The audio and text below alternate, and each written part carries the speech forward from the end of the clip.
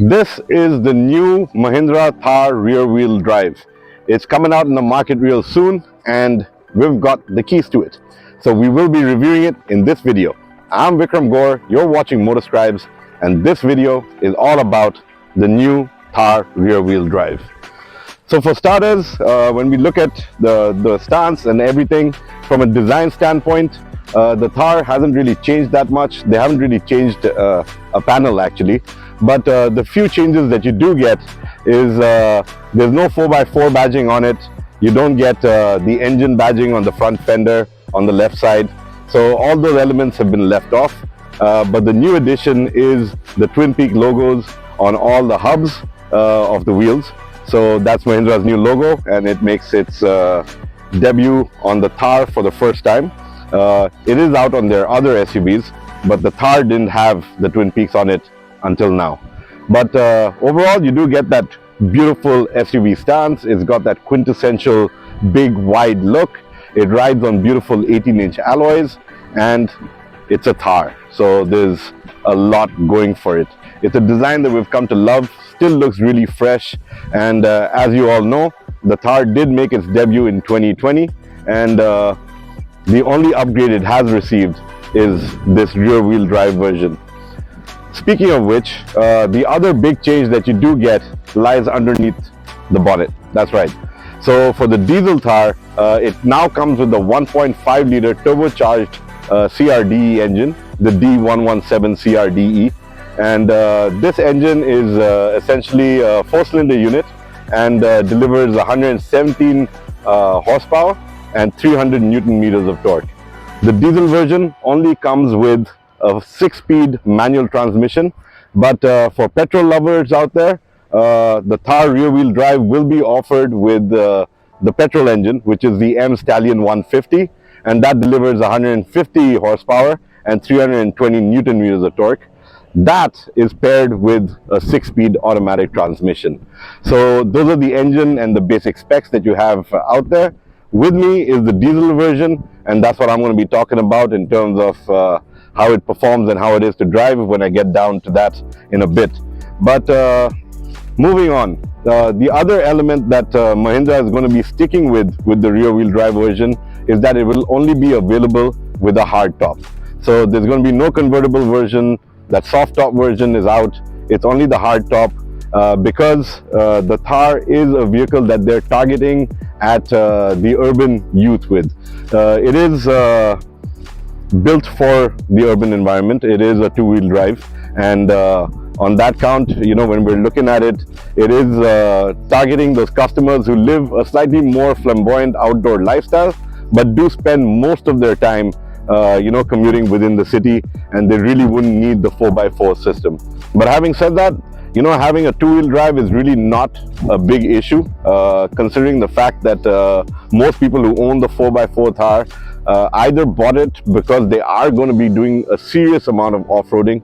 But when Mahindra launched the new one, they saw a massive uptake in urban areas. So you do see the Thar running around Delhi, Bombay, Chennai, Bangalore, and frankly, for those customers, the Thar rear-wheel drive would have actually been more beneficial, you know, especially considering the fact that they're not really going to go off-roading every weekend. But having said that, it is still an SUV. It is still something that sits nice and high. And with rear-wheel drive, you can tackle quite a bit of, you know, rough roads with it, easily done. You also get, you know, rear brake lock differentials on it to aid it while it's doing a little bit of off-roading. But apart from that, it is built to be driven around predominantly in the city, on the highway, and for those long road trip adventures that a lot of people like to take their Thar on. Moving on to the inside, when you look at the cabin, the layout, everything about it is exactly the same. It's what you find on the regular Thar 4x4 as well. Again, the Twin Peaks make their presence felt on the steering wheel center, so you'll find them there as well. But the other big change that you do find inside, apart from the obvious, which is the lack of the 4x4 shifter, in which place you do get a nice box where you can keep your cell phone or your wallet. You also get these neat new buttons on the center console. So there's a door lock unlock button on the center console. You've got your hill descent control button over there. You've got your traction control button over there. So being in the center, it's better in terms of ergonomics, and that's something that we really enjoyed. I really enjoyed about the Thar, getting this upgrade. But coming to the overall space and the space allocation within the Thar, it's exactly the same. So it is a 3-door, it is your 4-seater, and don't expect to carry more than a couple of nice little duffel bags in the back if you've got everybody on board. Now coming to the big point, which is about how it drives. Having driven it around Chennai, having driven it around ECR, going up and down the road over here, I can tell you that it's something that you really don't feel too different from the 4x4 diesel version.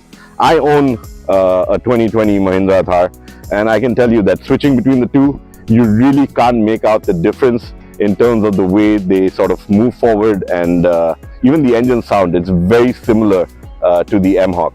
So performance is right up there. It's something that delights. It's very peppy. You get up to 3-digit speeds with ease, and the only difference that you do feel while you're driving it is that the steering wheel does feel a little lighter when compared to the 4x4 version. And I think that that's a good thing, because when you're looking at a vehicle that's targeting an urban customer but is breaking convention and not your typical urban SUV, it's a bit more of a tough urban SUV, if I could call it that. Having a lighter steering is definitely great to have in the city. So, but that's something that you do feel when you do drive this around. The suspension setup, all of that is typical 2020 Mahindra Thar. So it rides and it feels exactly like the 4x4 version. Soaks up road undulations amazingly well. So if you're driving on tarmac that is slightly busted, I'm telling you that even with this, you can maintain a higher speed than what other so-called SUVs would be doing on that same road. It's a lot of fun to drive. You can pelt it around, and it really goes. Give it the beans and it will surge forward. This engine is a delightful piece of machinery, and while on paper it is a couple of horses short from the 2.2 M-Hawk, you really don't feel the difference. And that is definitely one of the big winning points with the Mahindra Thar rear wheel drive. So, putting it all together, I think Mahindra has a great product on their hands. And when you look at where the Thar came from and where it is today, this is a great step in the right direction. The original Thar was a pure enthusiast product, came out in 2010, was rugged, was rough on the edges, and had that old school Jeep vibe going for it. But it did have a nice powerful engine and was great for being an off-roader as well. With the 2020 version, obviously Mahindra, took the game to a whole different level, brought in a level of luxury, brought in a level of premiumness, yet kept that 4x4 legacy intact.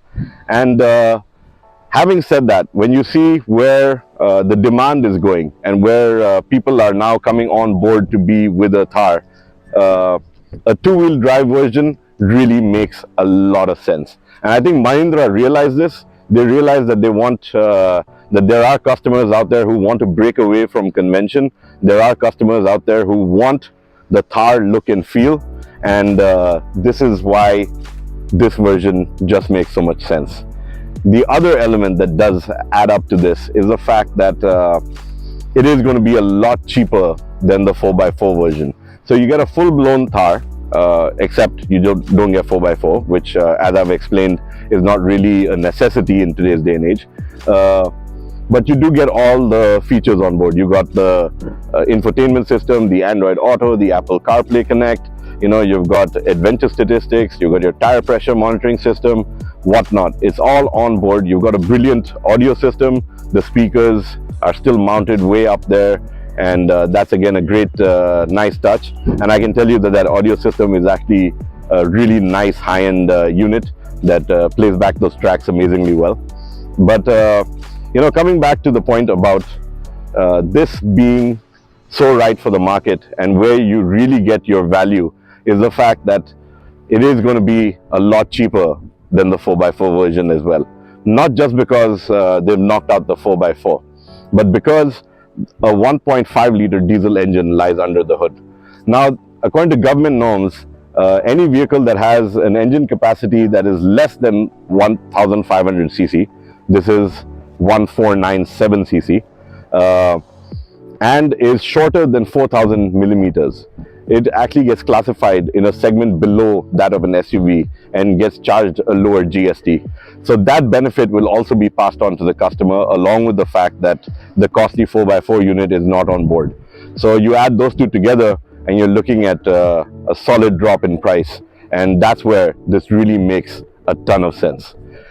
So with that, I'd like to wrap it up and say that it's been a delight to drive this vehicle. It's a vehicle that really impresses you, and you can just see why it's so right for the urban environment. Although it does break convention and is not your typical soft-roader, it is something that gives you the pleasure of having a full-blown SUV at your disposal without having to worry about paying a higher price, or not tempting you to do something that you wouldn't be doing anyways, which is 4x4. But having said that, it is a wonderful vehicle. I've had a great time driving it, and I hope you liked watching this video.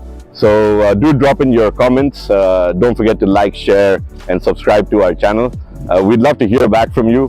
We're obviously very kicked to get our hands on this vehicle, even before it launched, and take it out for a spin and really get to know what it's all about. So do write in, tell us what you think, and I look forward to hearing from you.